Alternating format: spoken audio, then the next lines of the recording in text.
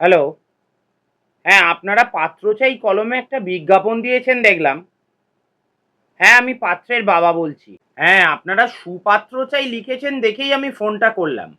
কারণ আমার ছেলে সুপাত্র। দেখুন কিভাবে বলতে গেলে ঘটনাচক্রে বিষয়টা এমনই দাঁড়িয়েছে যে আমার ছেলের নাম হলো সুপ্রভাত। তবে আমরা ওকে বাড়িতে না সু বলে ডাকি। আর আমাদের পদবী পাত্র। তাহলে ও সুপাত্র। আর আপনারাও সুপাত্রই চাইছেন। তাই ভাবলাম একবার আপনাদেরকে ফোনটা করি।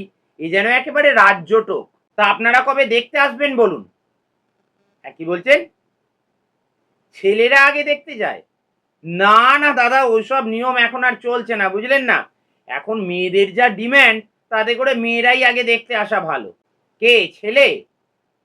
ছেলে করে বলতে ছেলে আমার ভালোই টাকা রোজগার করে।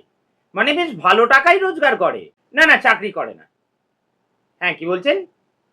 না, না, না, না ব্যবসাও নয়, ব্যবসাও নয়। আসলে মানে ও খুব ভালোই একটা কাজ করে। ও আমাদের স্থানীয় এক নেতার ডান হাত। প্রচুর ফিল্ড চারিদিকে বুঝলেন?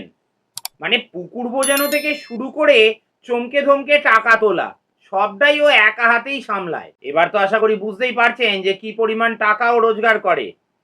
হ্যাঁ, মানে ৩ তল্লা বাড়ি থেকে শুরু করে ৪ চাকা গাড়ি সবই ও নিজে হাতেই করেছে বুঝলেন? এই কঠোর পরিশ্রমের দ্বারা। আপনার মেয়ে রাজহালে থাকবে এই গ্যারান্টিটুকু দিতেই পারি। মানে ভগবানের আশীর্বাদে সবই আছে আমাদের বুঝলেন? খালি ওই ছেলেটার একটা বিয়ে থা দিতে পারলেই নিশ্চিন্ত হওয়া যায় আরকি।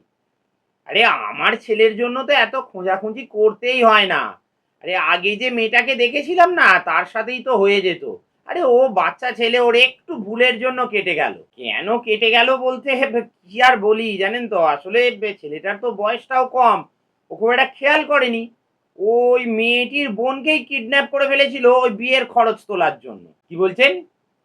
না, না দাদা এক্ষুনি আমি ও যে নেতার আন্ডারে কাজ করে তার নাম বলতে পারবো না।